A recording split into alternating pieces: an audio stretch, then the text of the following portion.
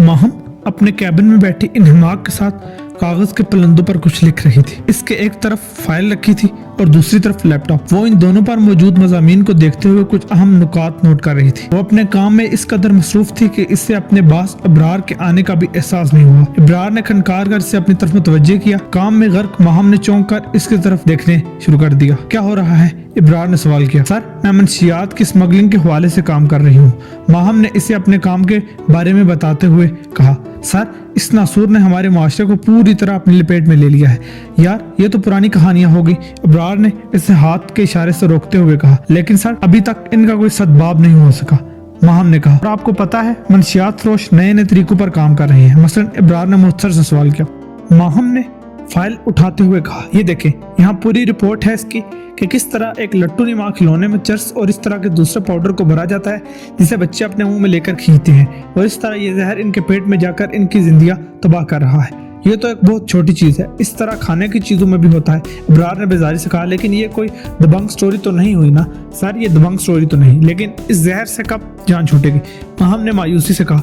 अब तो स्कूल कॉलेजों तक पहुंच गया है, हम अपने नौजवानों को नहीं बचा सके और नौबत बच्चों तक आ गई। ठीक है, देख लो, इब्रार ने जान छुड़ाते हुए कहा। कोई मजबूत कहानी मिले तो जरूर बताना। इब्रार चला गया, लेकिन माहम किसी सोच में गुम हो गई। क्या करें, इस मुल्क में तो आवे का आवा ही बिगड़ा हुआ है। कोई महकमा ठीक से काम नहीं करता, रिश्वत, भत्ता, सिफारिश, लूट मारी का बाजार गर्म है। किसी को किसी की जान की परवाह नहीं, किसी को दौलत कमाने से गर्ज है और किसी को अपनी रेटिंग से। यहाँ तो हर चीज का जनाजा ही निकल चुका है, ख्वाह वो तालीम हो, सेहत हो, इंसाफ हो या सहाफत। और कानून का तो कोई पूछने वाला ही नहीं होता। खुद कानून नाफिज करने वाले महकमे के लोग भी इस पर अमल दरामद नहीं करते। आज के दौर में कोई ईमानदार पुलिस वाला किस्मत से ही मिलता है। सब इंस्पेक्टर सद्दीकी बाजार में गश्त कर रहा था। वो अपने रोजमर्रा के फराइज की इंजाम दही में मसरूफ अमल था। सद्दीकी इन चंद पुलिस वालों में से था जो अपना काम ईमानदारी से करने की कोशिश करते हैं।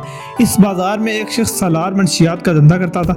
इसी काम में इसे पुलिस समेत कई बड़े लोगों की सरपरस्ती हासिल थी। इस वक्त वो चाय के ढाबे पर बैठा था। सद्दीकी की इस पर नजर पड़ी तो वो तेजी से इस तरफ बढ़ा। आइए आइए सद्दीकी साहब, सालार ने से करीब आते हुए बुलंद आवाज में कहा। उम्मीद है हैरियत से आए होंगे। हैरियत ही तो नहीं, सद्दीकी गर्ज कर बोला। क्यों हैरियत नहीं है? सालार ने सुकून से कहा। इस महीने का भत्ता खुद पहुंचाया है मैंने आपके बड़े साहब को। वो तो तुम जानो और बड़े साहब, सद्दीकी सख्ती से बोला।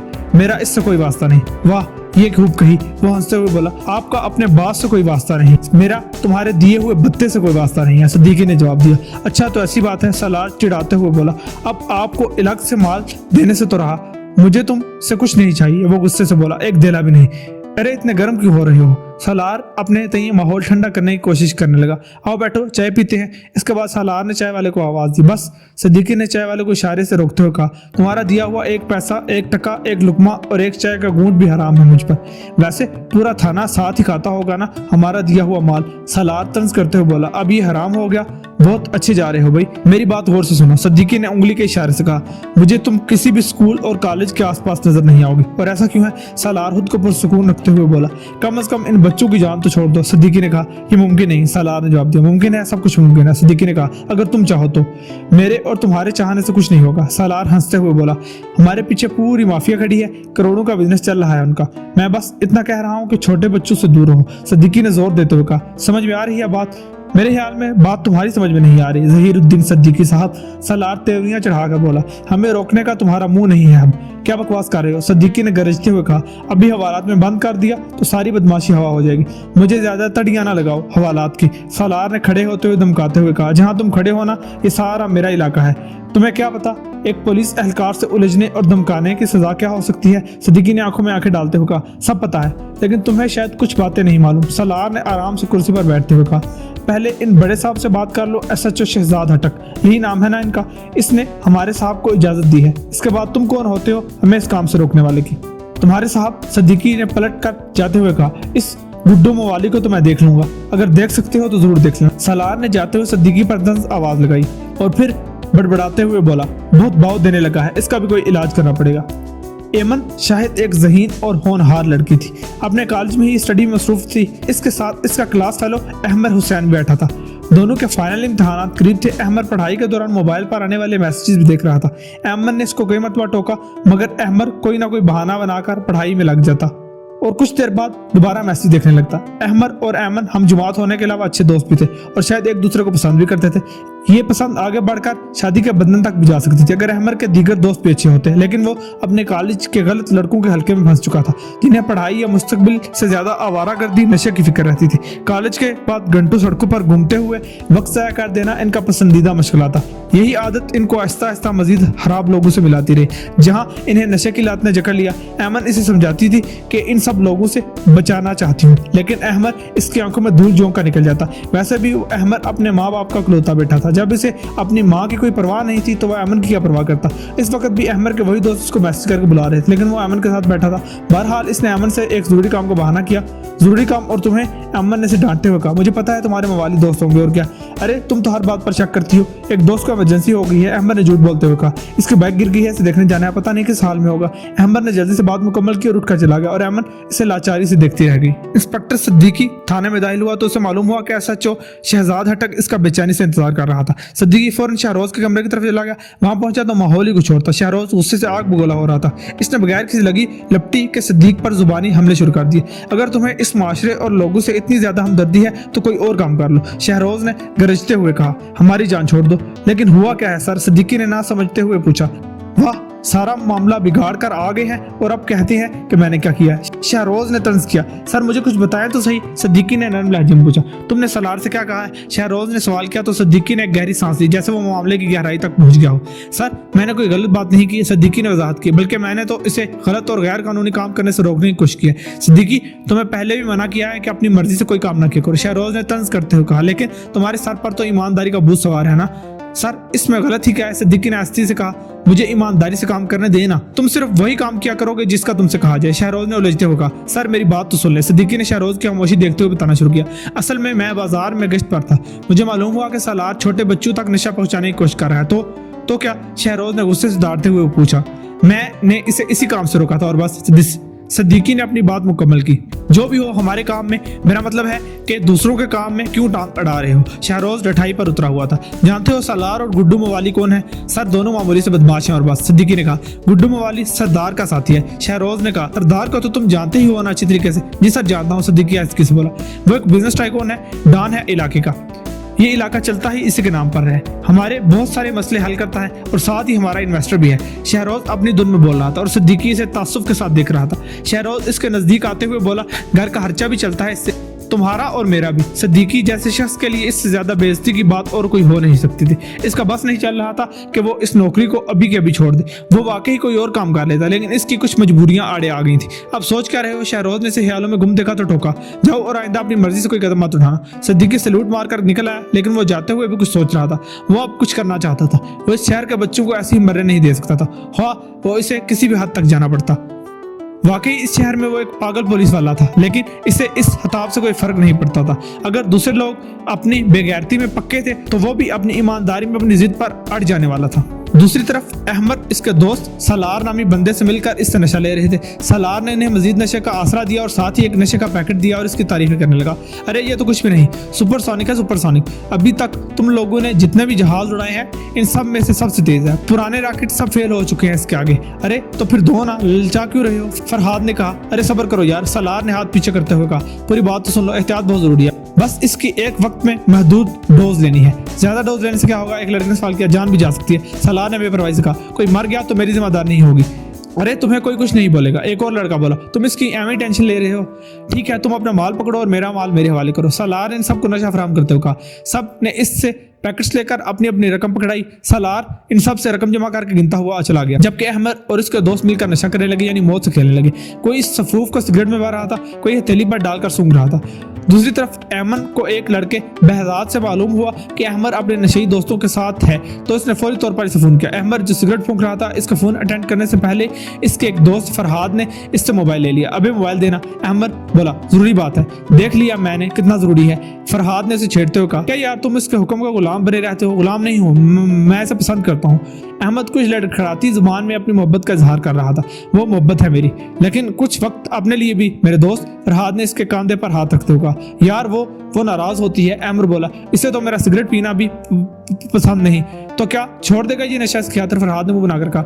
नहीं, सिर्फ तसल्ली दूंगा। अहमद मुस्कुराकर बोला। छोड़ यार, बाद में मिलकर तसल्ली दे लेना।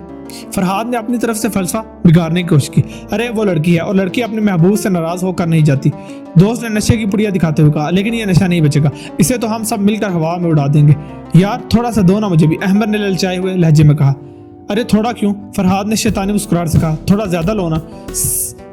सलार बोल रहा था कि जान को खतरा है। अहमद ने याद करते हुए कहा, जान को क्या खतरा हो सकता है? फरहाद ने कहा, फजूल बातें हैं, सभी लोग खूब मजे करते हैं इसके, और वैसे भी तुम्हारी जान इस लड़की में अटकी हुई है। हाँ ये तो है, अहमद खुश होते हुए बोला। फरहाद जानबूझकर अहमद को ज्यादा नशा देने लगा। इसके साथ ही इसके हाथ पर सफूफ निकालकर इसे बराह रास्त सांस के जरिए खींचने को कहा। कुछ ही देर में अहमद मदहोश हो चुका था, जबकि एक तरफ बैठा फरहाद इसे देख देख कर हंस रहा था। अब देखता हूँ साले लैला मजनू का खेल कैसे खेलते हैं। नशे के असर में डूबा फरहाद अपने आप से बातें करने लगा। दरअसल फरहाद अमन को पसंद करता था, लेकिन उसके लफंगेपन की वजह से अमन इसे लिफ्ट नहीं कराती थी। कई मरतबा इसने अमन की कड़वी कसीली बातें बर्दाश्त की। एक दो मरतबा वो पिटते पिटते बचा अमन को अहमद पसंद आ गया। वो एक मुहज्जब और तमीज़दार लड़का था, लेकिन बुरे दोस्तों की सोबत ने इसे बर्बादी के दहाने तक पहुंचा दिया था। ये सब फरहाद ही की साजिश थी। इस वक्त फरहाद अपनी कामयाबी पर खुश हो रहा था। वो अपने एक और दोस्त के साथ आज की कामयाबी का जश्न मनाने निकल गया। और इसका जश्न भी क्या था? आवारागर्दी, सड़क पर तेज मोटर बाइक दौड़ाना, शोरगुल गपाड़ा मचाना। वो लोग रात देर तक जश्न मनाते रहे। अहमद उनके साथ नहीं था, लेकिन वो घर भी नहीं पहुंचा था। आधी रात तक इसकी माँ इसका इंतजार करती रही, लेकिन वो इस काबिल ही कहाँ था कि लौट कर घर आ सके। वो इसी फुटपाथ पर पड़ा था जहाँ फरहाद इसे छोड़ कर गया था, बिल्कुल अकेला, तनहा, बेयारो मदकार। इसके इतराफ लोग जमा होने लगे थे। टॉर्च की रोशनी डालकर इसे देखते रहे। वहीं कुछ पुलिस वाले भी आ गए। थोड़ी देर में सिद्दीकी भी वहाँ मौजूद था। जांच करने पर मालूम हुआ कि वो जान की बाजी हार चुका है। वहाँ किसी को इसका नाम मालूम नहीं था। वो इस सब के लिए फकत एक लाश थी, एक नशेई लाश, जिसकी माँ इसे बड़ा आदमी बनाने के ख्वाब देख रही थी, लेकिन गलत सोहबत और नशे की लत ने इसके सारे ख्वाब छीन लिए थे। इसकी माँ की तो पूरी रात आंखों में ही कट गई थी। सुबह तक अहमद की शिनाख्त हो चुकी। इसकी माँ और दीगर लोगों को इत्तला दे देगी कि अहमद इस दुनिया में नहीं रहा। अमन को भी कॉलेज में बहजाद से मालूम हो गया कि अहमद किसी तरह अपनी जान की बाजी हार गया है। अमन के लिए सब कुछ भयानक ख्वाब की तरह था। इसके दिल को एक टीस सी पहुंची। इसी दौरान इसे अचानक याद आ गया कि एक दिन पहले ही फरहाद ने इसे कुछ कहा था, अब अहमद तुम्हारे हाथ नहीं आएगा। फरहाद ने उसे कॉरिडोर में रोकते हुए कहा, जबकि वो अहमद का ही इंतजार कर रही थी। तुमने मुझे इसके लिए धत्कारा था ना, वो अब तुम्हें नहीं मिल सकता। नशेई है वो, एक नशेई। इस वक्त तो अमन ने इसकी बात को अहमियत नहीं दी और इसे अपने काम से काम रखने को कहा, लेकिन वो हंसता हुआ चला गया।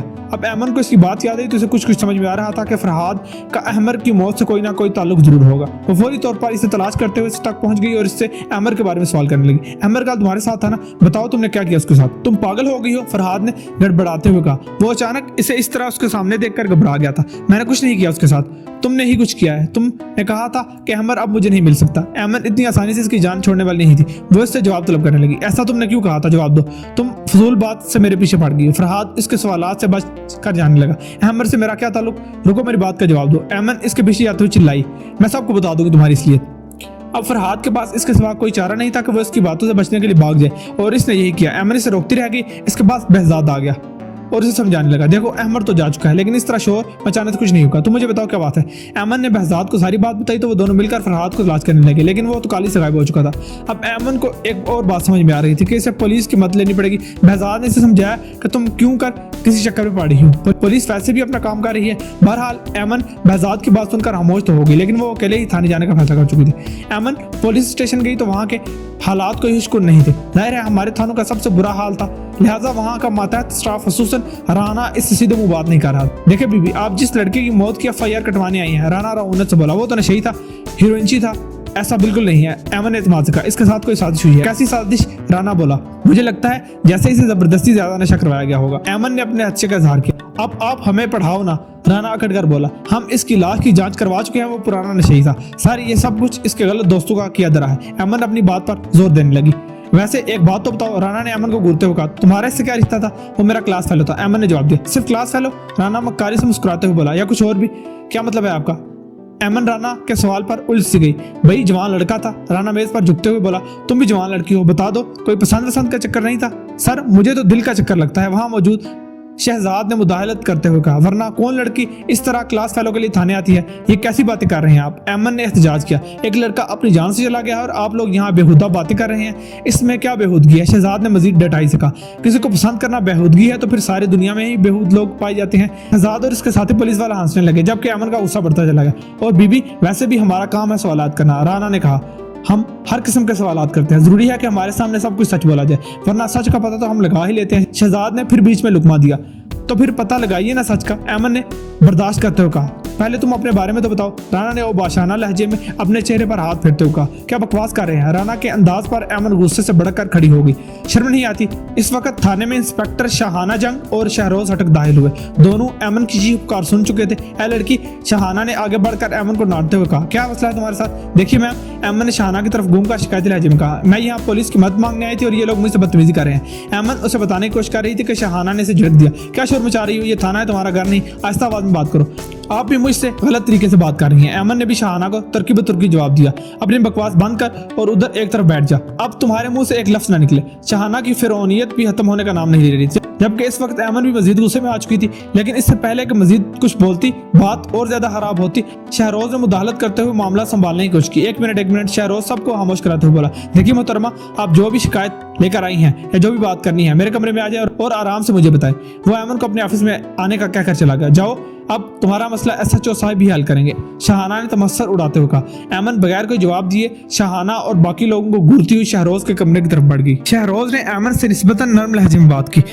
लग ही नहीं रहा था कि वो इस थाने का SHO था जहां सभी लोग बदतमीज थे, बल्कि आज तो वो खुद भी किसी और ही रूप में नजर आ रहा था। ऐमन शहरोज को सारी बात बता चुकी थी। मैं आपसे वादा करता हूं कि इस सिलसिले में आपकी भरपूर मदद की जाएगी, शहरोज ने कहा। बहुत शुक्रिया सर, वरना मैं तो बिल्कुल मायूस हो चुकी थी। ऐमन ने नरमी से कहा, मायूसी गुनाह है। शहरोज एतमाद से बोला, इस जुर्म में जो शख्स भी शामिल होगा, जितने लोग भी होंगे, वो कानून के शिकंजे से बच नहीं सके। सर, ये आपको बहुत बड़ा एहसान होगा हम लोगों पर। ऐमन ममनून लहजे में बोली, अरे एहसान कैसा, यही तो हमारा काम है। शहरोज ने मुस्कुराते हुए कहा, आपका शुक्रिया, आप मेरे पास आई हैं और मुजरिमों की खैर नहीं कि इनका वास्ता शहरोज हटक से पड़ा है। सर, एक बार फिर बहुत बहुत शुक्रिया आपका। ऐमन ने कहा, शुक्रिया कोई बात नहीं। शहरोज ने ऐमन की आंखों में झांककर मुस्कुराते हुए कहा, बस आपको मेरे साथ ताउन करना होगा। कैसा ताउन सर? शहरोज के इस तरह देखने पर ऐमन कुछ घबरा सी गई। शहरोज ने खुद को कंट्रोल किया और नजरें फेरते हुए जवाब दिया, बस आपको ये ताउन करना है कि ज्यादा शोर नहीं मचाना। मतलब मैंने तो कोई शोर नहीं किया, ऐमन ने जवाब दिया। अरे आप मेरी बात समझी नहीं, शहरोज ने समझाते हुए कहा। मेरा मतलब है कि किसी से कोई बात नहीं करनी, खास तौर पर मीडिया से बिल्कुल भी नहीं। ठीक है सर, ऐमन ने रजामंदी से गर्दन हिलाते हुए कहा। आप ऐसा करेंगे तो हम भी आसानी से मशकूक शख्स, फरियाद और दीगर मुजरिमों को तलाश कर लेंगे। शहरोज ने मजीद वजाहत करते हुए कहा, वरना मीडिया की वजह से बहुत मुश्किलात पेश आती। बस यही मैं भी चाहती हूँ सर, ऐमन ने कहा कि जल्दी जल्दी मुजरिम पकड़े जाएं। बिल्कुल, अपना फोन नंबर दे जाएं। शहरोज ने पेन और कागज आगे बढ़ाते हुए कहा, कोई बात पूछनी हो या कोई अपडेट हो तो राब्ता कर लूंगा। ऐमन ने अपना फोन नंबर लिखा और शहरोज से शुक्रिया अदा करते हुए वहां से चली गई। शहरोज इसका फोन नंबर उठाकर देखने लगा। वो सोच रहा था कभी ना कभी ये फोन नंबर काम आएगा जब ये लड़की काबू में आएगी। दूसरी तरफ सालार गुड्डू मवाली के साथ बैठा हुआ था। उन दोनों का निशाना स्कूल के बच्चे थे। अरे गुड्डू उस्ताद, हमारा एक खिलौना पकड़ा गया तो क्या हुआ? सालार बोला, आइडियाज खत्म तो नहीं हो गए ना? हाँ, तुम्हारा जहन तो है ही शैतानी, गुड्डू ने 27 नजरों से देखते हुए कहा। पता नहीं कहाँ से लाते हो ऐसे आइडिया। अरे उस्ताद, देखते जाओ मैं क्या करता हूँ, सालार ने कल खड़ा करते हुए लोफराना अंदाज में कहा। तुम्हारा धंधा कहां से कहां पहुंच जाएगा, तुम्हें खुद यकीन नहीं आएगा। अच्छा, क्या करोगे तुम? गुड्डू जल्दी से बोला। बताने का नहीं, सलार ने कहा। बस ये सोचो कि अपने मोहल्ले के बल्कि अपने इलाके के डॉन बन जाओगे तो क्या होगा, क्या ठाठ होंगे तुम्हारे। सलार की बात सुनकर गुड्डू एक खाली जगह तकते हुए सोच में चला गया। वो ख्यालों में खुद को किसी राजा महाराजा के रूप में देख रहा था। वाकई क्या ठाठ होंगे, अपनी गाड़ी होगी, बंगला होगा और हसीनाएं हाथ बांधी खड़ी होंगी। बस जमीन पर वापस आ जाओ, ज्यादा हवा ना खाओ। सलार ने से टोकते हुए कहा, तुमने कभी ख्वाब में भी सोचा नहीं होगा ये सब। यार सोचा तो बहुत है, गुड्डू ने ललचाते हुए कहा। ये ख्वाब और ख्यालात ही तो होते हैं अपने हथियारात में, बस कर दो यार। सलार ने अपने सर पर हाथ मारते हुए कहा, इतना आसान नहीं है, तुमने खुद ही तो ये ख्वाब दिखाया था। गुड्डू मुंह बसोरते हुए बोला, गलती हो गई मेरे बाप, माफ कर दो। सलार ने हाथ जोड़ते हुए कहा, अच्छा बता ना, वो नशा कैसा जा रहा है? गुड्डू हजल सा होकर रह गया, इसलिए इसने बात बदलते हुए पूछा। एकदम सुपरहिट। सलार हाथ के इशारे से बोला, लेकिन एक लड़के की मौत हो गई इसी वजह से। वो कैसे? गुड्डू ने पूछा। ज्यादा नशा करने की वजह से, सलार ने बताया। मालूम हुआ है कि इसके दोस्त की वजह से हुआ ये सब, इसका कमीनापन था। अबे तो क्या हुआ? गुड्डू ने थूकते हुए कहा, नशा करके मरना ही तो है, कौन सा जिंदा रहना है। सब इंस्पेक्टर शहरोज सिद्दीकी राना के साथ बैठा था। सर, आपने बहुत अच्छा किया इस लड़की ऐमन की मदद करने का फैसला करके। सिद्दीकी ने अपनी खुशी का इजहार किया ही था कि अगले ही लम्हे शहरोज की सच्चाई सुनकर इसकी सारी खुशी हवा होगी। मैं इसकी मदद हाँ करूंगा, शहरोज ने कहा। पेटी उतरवानी है क्या? लेकिन सर, वो लड़की तो आपसे उम्मीदें वाबस्ता करके गई है, सिद्दीकी ने कहा। अरे जब मैंने इसे देखा था तो वो बहुत गुस्से में थी और इतनी हसीन लग रही थी कि बस। शहरोज ने सवर में से देखते हुए कहा, मैं तो इसकी हमदर्दियां बटोर कर इसको बेवकूफ बनाने वाला हूँ और बस। ये क्या कह रहे हैं सर? सिद्दीकी अफसुर्दगी से बोला। तुम्हें पता तो है ना, यही काम है हमारा। शहरोज ने सिद्दीकी को देखते हुए कहा, दूसरों को बेवकूफ बनाना और अपना उल्लू सीधा करना। ये बात तो सुलह ने सच की ही है सर आपने, राना ने मक्खन लगाते हुए कहा। वो तो ठीक है, सिद्दीकी ने मायूसी से कहा, मजबूरी में तो चल जाता है, लेकिन वेकिन की बहस में नहीं पड़ना मेरे साथ। शहरोज तलही से बोला, वैसे भी मुझे यकीन है कि इस मामले में गुड्डू मवाली का ही हाथ होगा। 100% सर, राना ने कहा। तो फिर हमें गुड्डू मवाली पर हाथ डालना चाहिए ना। सिद्दीकी ने अपनी राय पेश की। तुम पागल तो नहीं हो गए हो? शहरोज ने दोबारा सिद्दीकी को झिड़का। इस पर हाथ डालना आसान नहीं है, पहले भी समझाया तुम्हें। मेरे ख्याल में गुड्डू को थोड़ा बहुत समझाना पड़ेगा सर जी। राना ने अपनी तजवीज पेश की। अपना काम करे लेकिन एहतियात के साथ। बल्कि एक काम करो सिद्दीकी, शहरोज कुछ सोचते हुए बोला, तुम गुड्डू से जाकर खुद मुलाकात करो। सर मैं? सिद्दीकी ने हैरत से कहा। हाँ, तुम्हारा सालार से झगड़ा भी हो गया था बिला वजह। शहरोज ने कहा, इससे मिलकर अपने मामलात को सुलझाओ। शहरोज की बात पर सिद्दीकी तजब्जुब में पड़ गया। राना इसे देखते हुए कहा, सर जी आप कहें तो मैं चला जाऊं गुड्डू के पास। नहीं तुम नहीं, सिद्दीकी, शहरोज ने अटल फैसला सुनाते हुए कहा। सिद्दीकी सैल्यूट करके बाहर निकल गया। इसके साथ ही राना भी बाहर निकल गया। सिद्दीकी तो अपने काम से बाहर चला गया, लेकिन राना हंसता हुआ वहां मौजूद सब इंस्पेक्टर शाहाना जंग के नजदीक आकर बैठ गया। क्या बात है राना? शाहाना ने इसे देखते हुए कहा। कोई खास बात है? जी शाहाना जी, बहुत खास बात है, राना ने मजा लेते हुए कहा। शहरोज साहब के बारे में तो बताओ ना, शाहाना ने बेदिली से कहा। साहब अहमद नामी लड़की की हमदर्दियां बटोरने के चक्कर में है, राना ने कहा। तो शाहाना बेपरवाही से बोली, मुझे किसी और ही चक्कर में लग रहे हैं। उसने फिर कहा, तुम्हारा दिमाग इन्हीं बातों में फंसा रहता है। शाहाना ने गुस्से से कहा, अगर इसी बेजे को किसी काम में लगा लो तो क्या बुराई है? शाहाना ने इसे गुस्से में आंखें दिखाई, क्योंकि इसे इस तरह किसी का शहरोज के बारे में बात करना पसंद नहीं था। हालांकि सभी लोग जानते थे कि शाहाना और शहरोज के किस्से वापस वो दोनों आपस में लैला मजनू थे। गो के शाहाना सबके सामने इसका खुल का इजहार करते हुए कतराती थी, लेकिन वो शहरोज को छोड़ना भी नहीं चाहती थी, क्योंकि वो थाने का माई बाप जो था, पूरा इलाका इसके नीचे था। बत्ते में भी शहरोज के बाद शाहाना को ज्यादा मिलता था। राना एक ढीठ इंसान था जो शाहाना से ड्रिंकर खाने के बावजूद इसके और शहरोज के ताल्लुकात पर तबसरा करने से बात नहीं आता था। अभी भी वो यही काम कर रहा था। देख ले मैम, मैंने आपको खबरदार कर दिया है, राना ने संजीदगी से कहा। साहब उस लड़की के जाल में ना फंस जाए। साहब कहीं नहीं फंसने वाला, शाहाना ने जवाब दिया। और जहां तक ऐसी लड़की की बात है, वो तो आती जाती रहती, कोई नई बात नहीं। जब भी तो मैं कह रहा हूँ नजर रखा करें। राना लगाई बुझाई से बात नहीं आ रहा था। किसी लड़की का जादू सर चढ़ करना बोलने लगे। साहब पर किसी जादू का असर नहीं होता, इसलिए ये जादू नहीं है, शाहाना ने कहा। इसे बुहार कहते हैं, वो भी चंद रोज का होता है, उतर जाएगा जल्दी से। और अगर नहीं उतरा, राना ने कहा, तो साहब का इलाज करना भी अच्छी तरीके से जानती हूँ, शाहाना ने इत्मीनान से कहा। और ये भी कि कैसे कहां से करवाना है, जैसे आपकी मर्जी, राना ने टेक लगाते हुए कहा। मेरा काम तो आपको बताना था। हाँ यही तो तुम्हारा काम है, लगाई बुझाई, शाहाना तलही से बोली। अब असल ड्यूटी पर तवज्जो दो या तुम्हारा इलाज भी करवाना पड़ेगा। राना जल्दी से उठकर चला गया, जबकि शाहाना मुस्कुराते हुए कुछ सोच रही थी। इसके होते हुए शहरोज इसके पंजों से निकल नहीं सकता था। वाकई इसने अपनी गिरफ्त बहुत मजबूत कर रखी थी, इसलिए इसे किसी भी लड़की के आने या जाने से कोई फर्क नहीं पड़ता था। अब ये नहीं पता था कि उन दोनों के दरमियान जो ताल्लुक था, इसे मोहब्बत का नाम दिया जाए, ठरक का, हवस का या लालच का।